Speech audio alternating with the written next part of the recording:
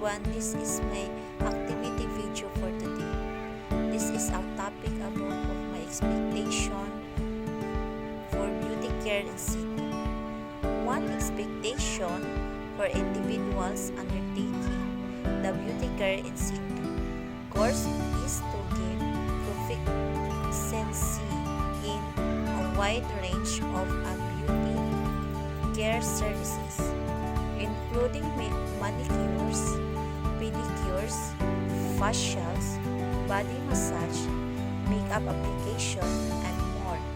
Students can expect to learn the proper techniques, tools, and procedures required to provide these services effectively and professionally.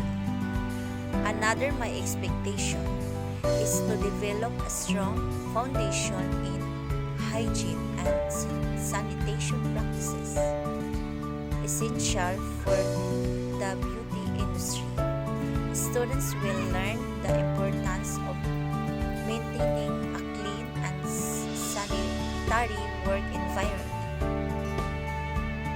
handling tools and equipments properly, and following health and safety protocols to ensure the well-being of clients. Furthermore, students can expect to enhance their communication and customer service skills.